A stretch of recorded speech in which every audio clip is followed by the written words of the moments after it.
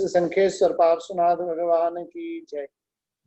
बोले श्री महावीर स्वामी भगवान की जय। बोले श्री अनंत अवतार निधान श्री गौतम स्वामी महाराज की जय। बोले श्री महोपाध्याय श्री विनय विजय जी महाराज की जय। बोले श्री सरस्वती मात की जय। शांत सुधारस ग्रंथ के अंदर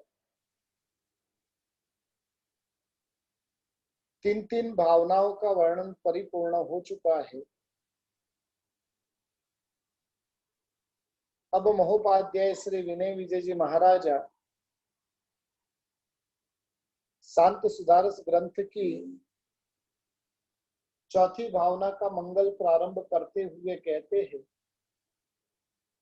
एक एव भगवानयमात्मा ज्ञान दर्शन तरंग सरंगः सर्वं मन्येदुपकल्पितमेद व्याकुलीकरणमेव ममत्वम्। चौथी भावना का प्रारंभ करते हुए विनय विजय जी महाराजा कह रहे हैं कि यह आत्मा एक ही है, यही आत्मा प्रभु है, यही आत्मा भगवान है, यही आत्मा ज्ञान दर्शन की तरंगों में मस्त है। इसके अलावा जो कुछ भी है वो सब कुछ ममत्व मात्र है, कल्पना का विश्व रहा हुआ है। और ये जितना भी ममत्व है वो ममत्व व्याकुलता को बढ़ाने वाला रहा हुआ है। आज से हम एकत्व भावना का प्रारंभ करते हैं। एकत्व का अर्थ है अकेला। द्वंद्व में दुख है, एक में आनंद है। नमी राजर्षि की बात कर कर आज हम एकत्व भावना का प्रारंभ करते हैं। राजा जो ऋषि बने उनको राजर्षि कहते हैं।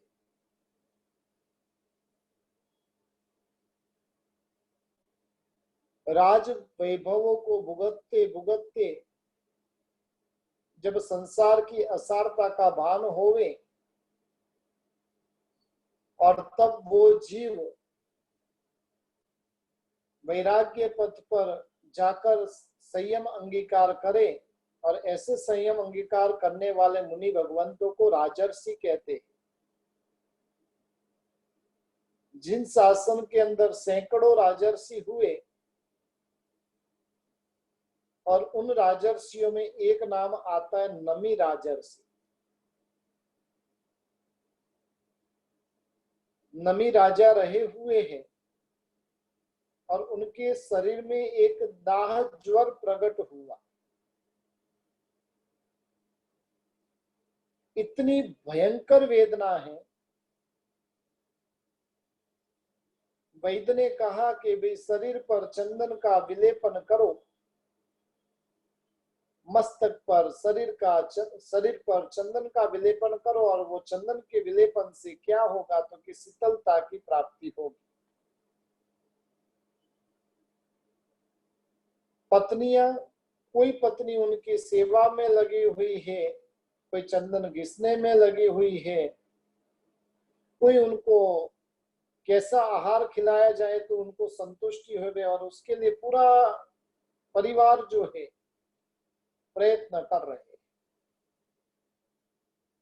अब उनकी पत्नियां चंदन घिसने के लिए रानियां सब बैठी हुई थी, और जब चंदन घिस रही थी उस समय के अंदर रानियों ने जो चूड़ी पहनी हुई थी और वो चूड़ियां परस्पर टकराने से जो आवाज उत्पन्न हो रही थी, और वो आवाज और भी अपनी बेचैनी के अंदर, अपनी पीड़ा के अंदर अभिवृद्धि करने वाली बन रही थी। और वैसे समय में जैसे ही पत्नियों को लगा कि राजा को इससे पीड़ा हो रही है, और इसलिए उन्होंने क्या किया, तो कि अपने हाथों से जो बहुत सारे कंगन पहने हुए थे उसमें से एक को रखकर बाकी सबको निकाल दिया। आजकल तो एक ट्रेंड चल चुका है, कंगन पहनना ही नहीं है। लेकिन एक चीज ध्यान रखिए, अपनी आर्य संस्कृति कहती है हाथों से कंगन तभी ही उतरता है जब उसका पति मरता है। पति मरे बिना हाथों से कंगन कभी भी उतर सकता नहीं है। एक कंगन तो मिनिमम हाथ में होना ही चाहिए, हालांकि एक से अधिक ही होने चाहिए, कम से कम एक कंगन तो होना चाहिए। जिनको विधवा बनने की तैयारी करना है तो वह हाथों से कंगन उतार दे। और आखिर में नमी राजा की पत्नियों ने जो कंगन पहने हुए थे और उसमें से बाकी तो सब कंगन हटा दिए, लेकिन एक कंगन हाथ में पहनकर रखा। राजा ने पूछा, अब क्यों आवाज नहीं हो रही है? तब पत्नियां कहती है कि हे नाथ, हमने जो इतने सारे कंगन पहने हुए थे बाकी सबको निकाल दिया, सौभाग्य के चिन्ह स्वरूप में एक कंगन हमने रखा है। और तब नमी राजर्षि की सोच चलती है, अनेक में दुख पीड़ा की अनुभूति है और एक में आनंद की अनुभूति है। बस वो एकत्व भावना भाते भाते उन्होंने अपनी आत्मा का कल्याण कर दिया। और आज हम वही एकत्व भावना को लेकर कुछ विचार विमर्श करने जा रहे हैं। महाराज एकत्व भावना को जो हमारे सामने रख रहे कि यह जो आत्मा है वो एक ही है, वही प्रभु है, हमारी आत्मा ही भगवान है, हमारी आत्मा ही ज्ञान और दर्शनों की तरंगों के अंदर मस्त है। मैं कौन हूं? तो कि मैं आत्मा हूं। कैसी आत्मा हूं? तो कि विशुद्ध आत्मा हूं और शुद्ध ज्ञान दर्शन आदि मेरे गुण रहे हुए। यदि हम स्वयं के आत्म तत्व का चिंतन करेंगे तो उस आत्म तत्व के माध्यम से भी हम शांत सुधारस की प्राप्ति कर सकते हैं। व्यक्ति बाकी सबकी चिंता करता है, चिंतन करता है, लेकिन स्वयं की चिंता और चिंतन करता ही नहीं। जगत के अंदर जितनी भी आत्मा रही हुई है और वो सब आत्मा आत्मा के स्वरूप में एक समान है। विशुद्ध आत्म सत्ता की दृष्टि से निश्चय नहीं से देखने जाए तो समग्र आत्म सृष्टि एक ही है, एक समान ही है, उसमें कोई अंतर नहीं है। जैसी स्थिति सिद्ध भगवंतों की आत्मा की है और वैसी ही स्थिति जगत के सभी आत्माओं की रही हुई। विशुद्ध आत्मा सत्ता की दृष्टि से देखने जाए तो हमारे में और सिद्ध भगवंतों में कुछ अंतर नहीं है। फर्क है तो इतना ही फर्क है, हमारा जो पड़ा हुआ है वो सत्ता में है, उनके पास में जो है वो प्रगट स्वरूप में है। हमारे पास में भी जो संपत्ति पड़ी हुई है वो एफडी के स्वरूप में है और सिद्ध भगवंतों के पास में है वो हाथों में रही हुई है। बस इतना ही अंतर है। इसलिए सिद्ध भगवंत के जो गुण हैं वो गुण हम सभी के अंदर सत्ता के स्वरूप में सब आत्माओं में पड़े हुए हैं। और इसलिए अपेक्षा से शास्त्रों में सिद्ध भगवंतों को अपने साधर्मिक के स्वरूप में बताने में आया है। यानी सिद्ध परमात्मा जो है और वो सिद्ध परमात्मा हमारे साधर्मिक है। साधर्मिक किसे कहा जाए? जिनका धर्म समान, जिनके गुण समान, वो साधर्मिक। हमने वर्तमान में साधर्मिक की व्याख्या पूरी विचित्र विपरीत कर दी। जो दिन दुखी है, जिसके पास में कुछ नहीं है, वो हमारा साधर्मिक।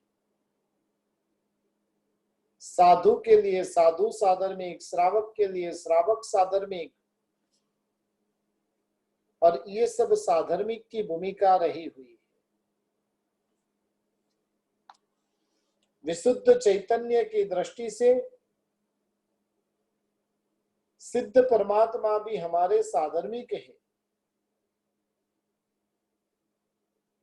उनके जैसे ही है, अनंत सुखमय है, ज्ञानमय है, गुणमय है। मैं विशुद्ध ज्ञानमय, विशुद्ध दर्शनमय, विशुद्ध गुणमय मेरी आत्मा रही हुई है। और सभी आत्माओं के भीतर में ऐसी विशुद्धता सत्ता के स्वरूप में रही हुई है और इसलिए हमारे में और सिद्ध भगवंतों में कुछ अंतर नहीं है। और ये सोच हमें कितने बड़े आनंद की प्राप्ति करवाने वाली होती है। सिद्ध शिला के ऊपर विराजमान सिद्ध भगवंत और संसार में भटकने वाला मैं, दोनों कैसे हैं कि दोनों एक समान है। फर्क इतना है कि वो पूर्णानंदी बन चुके हैं। मेरी आत्मा के सत्ता में पूर्णानंद रहा हुआ, वो पूर्ण सुखी बन चुके हैं और मैं पूर्ण सुख पाने का प्रयास कर रहा हूं। इसलिए सिद्ध परमात्मा और हमारे बीच में कोई अंतर नहीं। वास्तव में हम ऐसे सिद्ध परमात्मा का, सिद्ध शिला का चिंतन मनन करें, भीतर में सोचे कि ये सिद्ध भगवंत भी हमारे साधर्मिक हैं, हम भी आपके जैसे हैं, आप और हमारा स्वरूप एक जैसा ही है, फिर हमको क्यों इधर छोड़ दिया है? आप पहुंच गए तो मुझे क्यों यहाँ पर रहने दिया है? मुझे भी आप बुला लो। और इस प्रकार से सिद्ध परमात्मा से जब वो हमारे साधर्मिक है तो उन्हें हम कुछ भी कह सकते, उन्हें विनंती कर सकते। यानी आत्मा जो है वो एक है,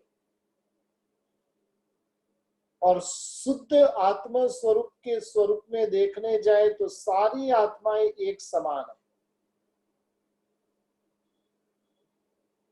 जितनी जितनी आत्माएं हैं, और वो सारी की सारी आत्माएं भगवत के स्वरूप में, सब आत्माएं भगवान के स्वरूप में। अंतर इतना है कि उसके ऊपर रहे हुए यदि कर्मों के आवरण हट जाए तो वो भी भगवान है। नवोत्थानम सूत्र की अंतिम गाथा, और वो बहुत बड़े चिंतन की ओर हमें लेकर जा सकती है। जेय अय्या सिद्धा जेय भविष्यन्ते नागये काले संपय्य वट्टमाना। जो भूतकाल में सिद्ध हो चुके, उनका निवास स्थान सिद्ध सिद्धा रहा हुआ। जेय भविष्यन्ति नागे काले, देखो नवोत्थानम सूत्र में हम बताते हैं भविष्य में होने वाले जो सिद्ध परमात्मा हैं, और उन सबको भी हम भाव पूर्वक वंदना करते हैं। अब जो भविष्य में होने वाले उनकी आत्मा कहाँ कहाँ पर रहेगी? कोई आत्मा तो अभी तक निगोद से निकली नहीं है, लेकिन फिर भी वो शुद्ध स्वरूप को हम वंदना करते। जय भविष्यन्ते नागे काले के माध्यम से जगत में रहे हुए प्रत्येक जीवात्मा को, प्रत्येक जीवात्मा के भीतर में पड़े हुए सिद्धत्व को हम वंदना करते हैं। और इसलिए मेरी आत्मा जो है वो कैसी है, उसका चिंतन करना बहुत जरूरी हो जाता है। सबसे पहली भूमिका में मैं कौन हूं, और दूसरी भूमिका के अंदर मेरा स्वरूप क्या है। जब ये विचार भीतर में प्रकट होंगे ना, मैं भी सिद्ध स्वरूप में हूं,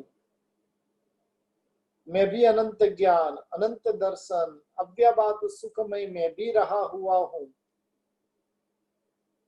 फिर अकेले भी रहना पड़ा तो वहां पर दीनता नहीं हो, वहां पर मस्ती रहेगी। चिदानंद की मौज मची है, समता रस के पान में हम मगन भये प्रभु ध्यान में। और ये भावना वास्तव में वहां पर साकार होगी। जो सुख अकेले में है वो द्वंद्व में नहीं है। और इसलिए एकत्व भावना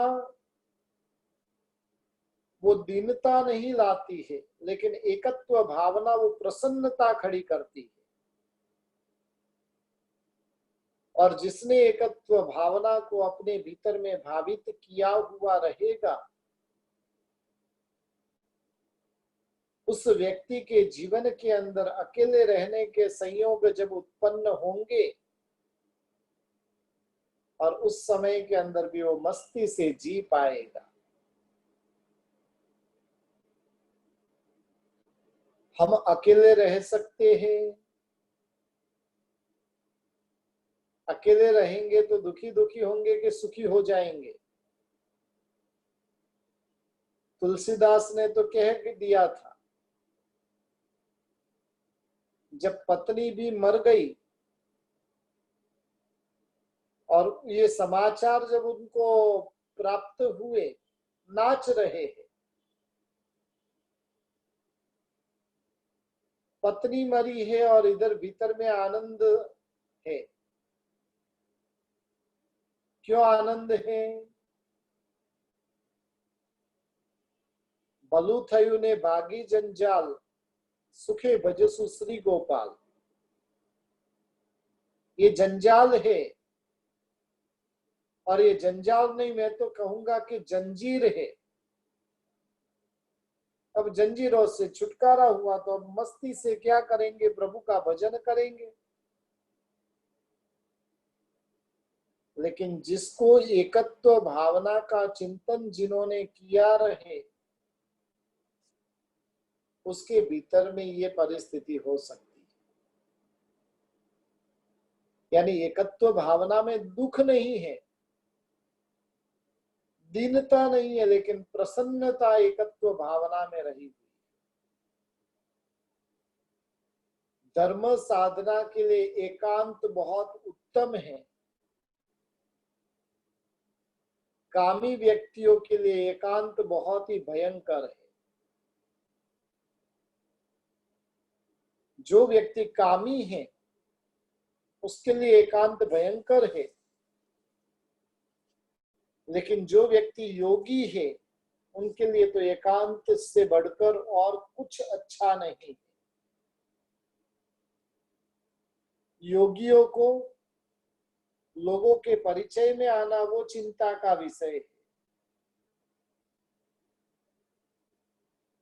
और इसलिए एकांत उनके लिए सुख का कारण बनता है। हमें भी निरंतर एकत्व भावना को भाते जाना है। एक सोहम का जाप, एक नाहम का अंतर्नाद जब भीतर में चलने लगेगा तो वास्तव में एकत्व भावना की अनुभूति हुए बिना नहीं रहेगी। सोहम, प्रभु को देखो और कहो सोहम। सिद्ध भगवंतों को देखो और कहो सोहम। सोहम का अर्थ है मैं वो हूं, यानी वो जो स्वरूप दिख रहा है वो स्वरूप मेरा है। भगवान के पास में जाकर कहो सोहम, मैं भी आपके जैसा हूं। और दूसरी एक भूमिका प्रकट होती है ना हम, मैं नहीं हूं, मैं उस स्वरूप में हूं, मैं इस स्वरूप में नहीं हूं। और इस प्रकार का जब ध्यान चलता जाए, अब किस स्वरूप में हूं? अनंत ज्ञानमय, अनंत दर्शनमय, अनंत सुखमय मैं हूं। किस स्वरूप में मैं नहीं हूं? मैं मनुष्य नहीं हूं, मैं फलानी व्यक्ति नहीं हूं, मैं डॉक्टर नहीं हूं, मैं युवान नहीं हूं, मैं धनवान नहीं हूं, मैं पति नहीं हूं, मैं रूपवान नहीं हूं। और ये सारी जगह पर क्या करना है? ना हम ना हम ना हम की धुन चलनी चाहिए। साधु संतों के लिए पूर्व के काल में कहा जाता था, साधु जो होते थे उनका कोई परिचय होता नहीं था। और जैसे ही उनका परिचय कोई निकाल लेते थे वो वहां से रवाना हो जाते थे, क्योंकि परिचय में दुख है। परिचय भी देना है तो साधु के लिए क्या परिचय में भगवान महावीर का साधु।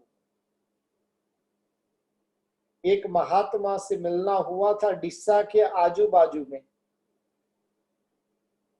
और उन महात्मा को पूछा था, लगभग वो जंगल में ही रहते थे। उन महात्मा को पूछा, साहिब जी તમે કયા સમુદાયના છો, તમારું નામ શું છે? और तब उन महात्मा ने एक ही कहा, मैं भगवान महावीर का साधु। आपका नाम क्या है? तो कि मैं आत्मा हूं, मैं और कुछ नहीं हूं, मैं फलानी व्यक्ति के स्वरूप में हूं, मैं ऐसा हूं, मैं वैसा हूं, कुछ परिचय नहीं, मात्र और मात्र एक ही परिचय में भगवान महावीर का साधु। मुझे गच्छवाद में, मुझे भेदवाद में सुख की अनुभूति नहीं, बस मेरा वास्तविक स्वरूप क्या है और उसको मुझे पाना है। आगे जाकर बता रहे कि आत्म साधक को जितने जितने परिचय होते जाते हैं वो परिचय उसके लिए घातक सिद्ध होते हैं, धर्म साधना में उसे बाधक सिद्ध होते हैं। जितना अधिक परिचय यदि रहेगा उतना आपका समय अन्य को देते रहना पड़ेगा। जितना अधिक परिचय रहेगा उतनी मात्रा में आप अपने आप से मुलाकात नहीं कर पाओगे, बस संसार से ही मुलाकात करते रहेंगे। कुमारपाल भाई की बात बताई थी ना, बॉम्बे में रहते थे और बॉम्बे से कलीकुंड चले गए। कारण क्या? बॉम्बे में हर कोई चलता फिरता व्यक्ति भी मेरे से परिचय बनाने के लिए आ जाता है। यहां से जा रहा था और उसके पास में 10 मिनट का टाइम था, चलो कि कुमारपाल भाई को मिलके जाता हूं। वो जानता नहीं है कि 10 मिनट उनको मिलना यानी उनकी 10 मिनट बिगाड़ने के स्वरूप में है। लेकिन कुमारपाल भाई के भीतर में वो समझ थी, और जिस कारण से वो वहां से बिस्तरा पैक करके वहां से कलीकुंड चले गए। जब उनको पूछा गया, भाई चलो बॉम्बे नहीं तो अहमदाबाद सूरत सिलेक्शन करना था, लेकिन कलीकुंड क्यों? जहां पर स्टेशन हो और उस क्षेत्र की पसंदगी करूंगा तो इजीली व्यक्ति मेरे पास में पहुंच सकता है। और मैंने इसलिए ये क्षेत्र पसंद किया है कि यहाँ पर रेलवे स्टेशन भी नहीं है। जिसको आना है, जिसको कुछ काम है, वही वहां पर पहुंचेगा, अन्य व्यक्ति वहां पर पहुंचेगा नहीं। उनको कैसा लगा होगा, एकत्व में कितना आनंद दिखा होगा। नहीं परिवार है, अकेले ही, शादी की नहीं है, कहां से पत्नी और कहां से बच्चे, और इस उम्र के अंदर भी अकेले भी कितनी मस्ती से जी पाते हैं। और ये एकत्व की साधना है। आत्म साधक जो आत्माएं होती है उन्हें तो परिचय वो बाधक बनता है, परिचय वो उनके लिए घातक बनता है। और उसमें भी विशेष करके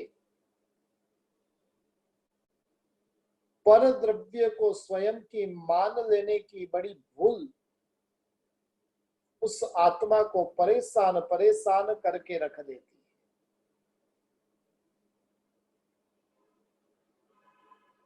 जो आनंद अकेले में है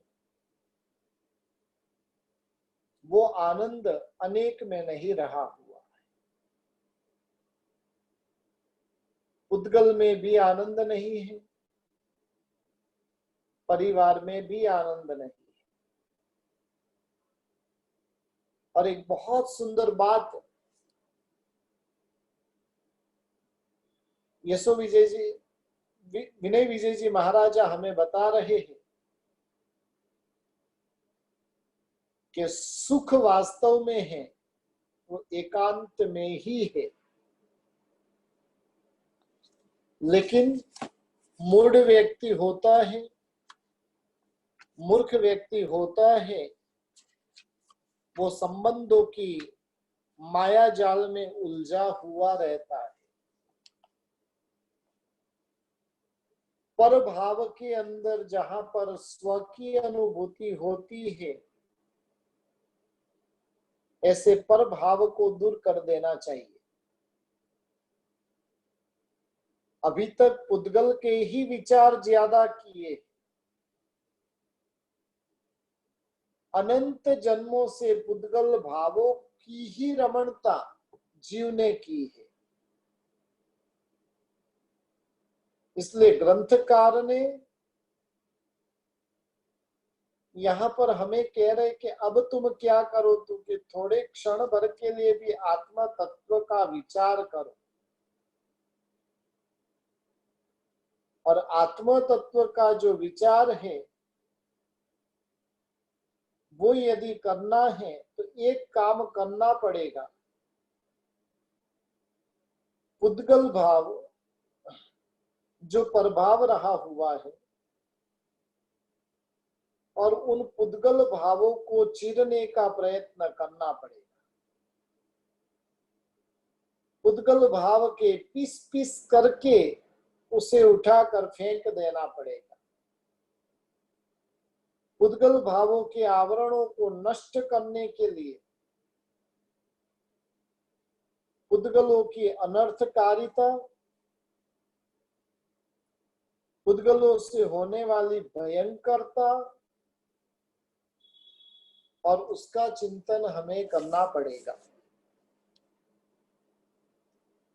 पुद्गल ने जीव की कैसी अनर्थता का सर्जन किया है, उसका चिंतन मनन निरंतर करते रहना पड़ेगा। हमारी सबकी आत्मा अनंत काल से निगोद में थी। जहां जीव एकेंद्रिय होता है, जीव को एक ही इंद्रिय होती है, वहां पर नरक से भी अधिक दुख होता है। और वैसे दुख को आपकी और मेरी आत्मा ने अनंत काल तक भुगता है। निगोद में आत्मा क्यों जाती है, क्यों उससे निगोद में रहना पड़ता है? तो शास्त्रकार भगवंत बता रहे कि पुद्गल के राग के कारण, पुद्गल के राग के कारण निगोद में रहना पड़ता है। सूक्ष्म निगोद के अंदर जीव अनंत काल तक जन्म मरण करता रहा, अनंत दुख सहे और उससे कुछ अकाम निर्जरा हुई। कर्मों का भार कुछ कम हुआ, तब जाकर जीव बादर निगोद में आती। वहां पर भी उसने उद्गल रस के कारण असंख्य वर्ष बिता दिए। सूक्ष्म निगोद भी वनस्पति काय है और बादर निगोद भी वनस्पति काय है। जीव के विकास की ये प्रारंभिक अवस्थाएं रही हुई है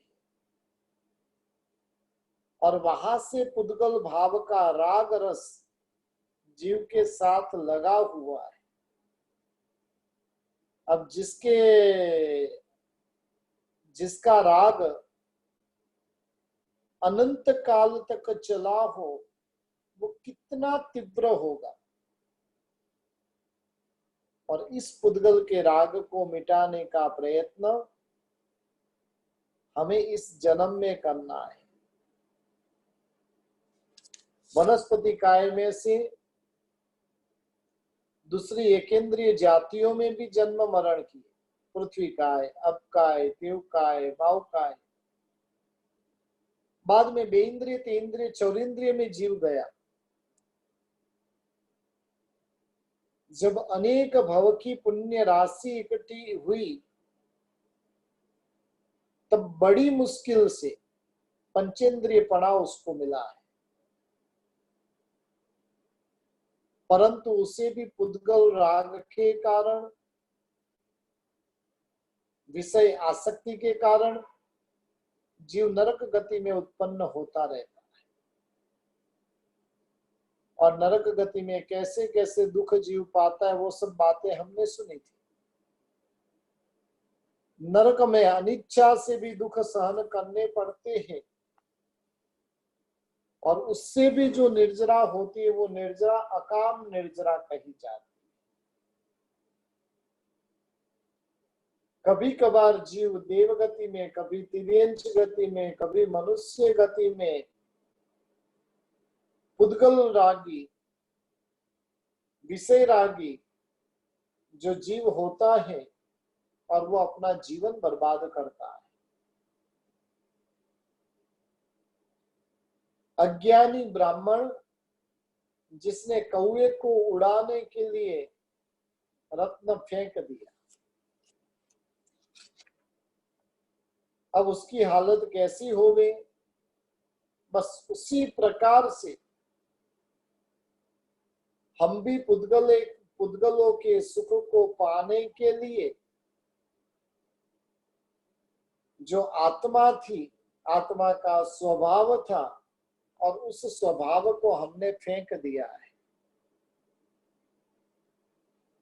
शेर जैसी आत्मा जो पुद्गलों के कारण पराधीन बनी हुई है, अनंत सत्वमय जो आत्मा थी, और वो आत्मा वर्तमान में पराधीन बनी हुई है। बस उसका कारण एक ही है, पर भावों को वो स्वभाव मानकर चलता गया, और जैसे जैसे वो स्वभाव मानकर चलता गया, वैसे वैसे अपने स्वरूप को वो भूलता गया। जो वस्तु पानी में गल जाती है, जो वस्तु अग्नि से जल जाती है, उसको पुद्गल कहा है। यानी पुद्गल भाव के अंदर जीव को हरख शोक कुछ भी करना नहीं। पुद्गल वो परिवर्तनशील है। पुद्गल का जो स्वभाव रहा हुआ है, शुभ अशुभ दोनों प्रकार के पुद्गल होते। पुद्गल के एक भी भाव स्थिर होते नहीं है। और उसके लिए उनके प्रति नहीं तो हरख करना है और नहीं तो शोक करना है। पुद्गल की समझ आत्मा में प्रकट करके आत्मा के भावों के अंदर रमणता करते रहना है। आत्मबोध में, आत्मज्ञान में जो मग्नता करता है वही अपनी आत्मा की वास्तविक अवस्था रही हुई है। और जो आत्मा के भावों में जो रमणता नहीं करता है, मग्नता नहीं करता है, वो वास्तविक अवस्था नहीं है। भले ही वो महाव्रतों का पालन करते हो, भले ही वो उग्र तपश्चर्या करते हो, भले ही वो कितने ही बड़े ज्ञानी हो, लेकिन फिर भी जब तक वो अंतर आत्मा के भावों के अंदर वो मग्नता नहीं करता है, तब तक आत्मा की वास्तविक अवस्था की प्राप्ति होती नहीं। बस हमें एकत्व भावना में आत्मा और पुद्गल जीव संसार में परिभ्रमण करते करते पुद्गलों को भी स्व के स्वरूप में मानकर बैठा है और उसके भीतर की जो ग्रंथि है उसे दूर करना है, आत्मा के सच्चे स्वभाव को प्राप्त करना है। और वही हमें एकत्व भावना बताती। रात को संथारा पोरी से करते समय भी एगो हम नत्थी में कोई नाह मन्नस कसई एवं अदीर्ण मनसो अपाण मनुसासई। और इस प्रकार की भावना का चिंतन करने का हमें ज्ञानी भगवंत ने बताया है। इसलिए आज हमने